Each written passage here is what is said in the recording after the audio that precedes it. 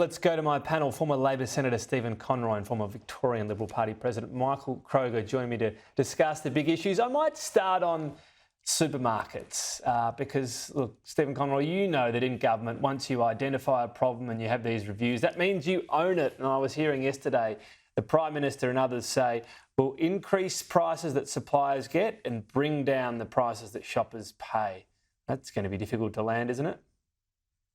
Well, look, as I've said, Craig Everson was a tutor of mine at ANU many years ago. So it's hard to disagree with a good friend and his analysis of what needs to be done. Also, for full transparency, doing some work with Woolworths around the Senate inquiries. So, but I think that the Prime Minister has rightly identified cost of living pressures, and that has meant the spotlight has been on the supermarket sector. I think the recommendations that Craig's put forward are sensible, they're well thought out, they're reasoned, and they expose some of the more frivolous efforts being made by the Greens, who are just going for the very cheap populist, even though it will actually lead to higher prices. Arguments, and the National Party have been engaged in over the last couple of months. Yeah, what he's doing, could well be the mix. I'm just not necessarily convinced you can achieve the nirvana, but maybe I'll be wrong, and always happy to say so if that happens. Michael, what about the coalition on this?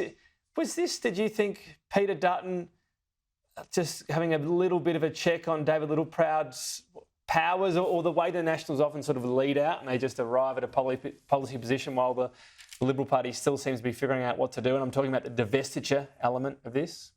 Yeah, of course. Well, sometimes the National Party leads out and we follow, such as The Voice, where Littleproud was basically the first person out there. So I give him great credit for that. On this issue, I'm not so sure that divestiture is the right way to go. Coles might be forced to divest one supermarket somewhere because of some behaviour in Toowoomba, but then again, Woolworths are forced to divest somewhere in Dalkeith in Western Australia, and Coles take that. I mean, this is just a never-ending sideshow, this divestiture. So I don't think that's appropriate. But the ACCC are conducting an inquiry. It's reporting early next year. The best way forward is to produce a document without naming the suppliers, without naming the companies, but giving the community a general understanding of farm gate price to retail price. What happens in the supply chain and the margins between the growers and the end retailers, so people can see what kind of margins are being charged. Otherwise, none of us have got any idea at all. Are Coles and Woolies charging reasonable markups, or are they completely unreasonable compared to international competitors? Are the growers right? I suspect the growers are right. They're being heavily screwed by the majors. I suspect that very strongly. But if we see the margins, then everyone can get out of the fog and get an understanding of what is actually going on. Because at the minute, Tom, we've really got no idea. There's no transparency at all on this. Well, that's what I agree. That's what you need to see. And then, because if the margins are not that high, then suddenly you get suppliers getting more money. I'm not saying they don't deserve it, but guess what? Then you might see prices go up. But anyway, we will see. We've got the two reviews going on, remember, so the other one's more focused on consumers. Defence, Stephen, something you know a little bit about. What did you make of today's changes? Because Steve, we've heard Richard Marles talk about culture issues in defence. All these new appointments, can he now say, he's made the changes he wants to, and if there are still culture issues in a year, well, maybe it's his fault? Well, I think that Richard has correctly called out that there has been a culture of very poor procurement practice over a long period of time, that delivery of projects on time and on budget hasn't been anywhere near a reasonable standard. He wants a standard of excellence. I think David Johnson's been part of the reviews that have been going on internally. He's been part of the redesign of force structure. He's been part of working through the issues to do with what we're going to be buying and what the time frame is going forward. So I think he's clearly the logical person to be in charge as a CDF. So I think it's a good appointment. I think, again, there's always succession planning because these are always fixed periods, so you've always got an eye to the future. And I think Richard's made some good appointments with a lot of experience. But as he's made the point, both within defence and the armed services, they've got to work to the government's agenda. And I think clearly the team that he's put in place will be committed to doing that. There was a bit of criticism for Richard Marles. Michael, I don't know if you can name a defence project. Well, I'll just go back to since my time here in Canberra, 2011 or 2012 or so, that's been anything even vaguely approaching a budget or being on time. Well, Andrew Peacock used to tell me after he finished as Foreign Minister, there's one thing you can be sure of is that in defence, nothing will ever be delivered on time and on budget. He was very sceptical over the years about the performance of defence.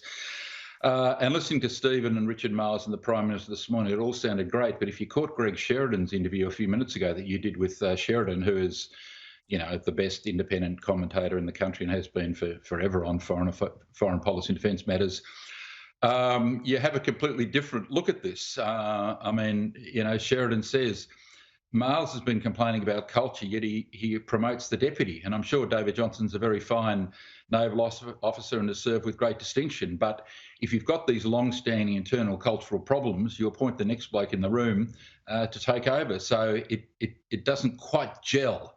It doesn't quite gel. And obviously Sheridan's concerns would be shared by many, both inside and outside the Defence Forces, given what Marles has said since becoming the minister in this field, mate.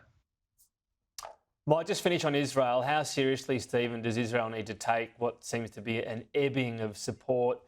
Look, I don't think they care too much what Australia thinks, to be quite frank, but the US, Biden, and even Donald Trump having a bit of a warning. Yeah, look, I think Israel have unfortunately gone from a position where they were the victim of a heinous, brutal attack, unprovoked. And they've sought to hold to account, deservedly, Hamas and its leadership and its forces. But I don't think they've been able to define what the end game is. What is the definition of victory?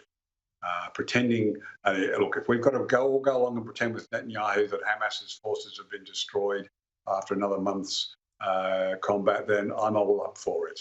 But Netanyahu is part of the problem here. He failed to deliver security for his people.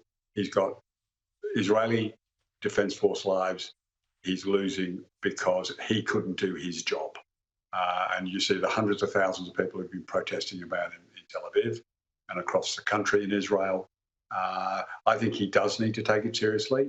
I think he himself has acknowledged this morning that he is actually engaged in getting reports on negotiations about a ceasefire. I don't think the Australian government and Biden and the UK all saying we need there to be a recalibration of how you're going to try and achieve whatever your victory is.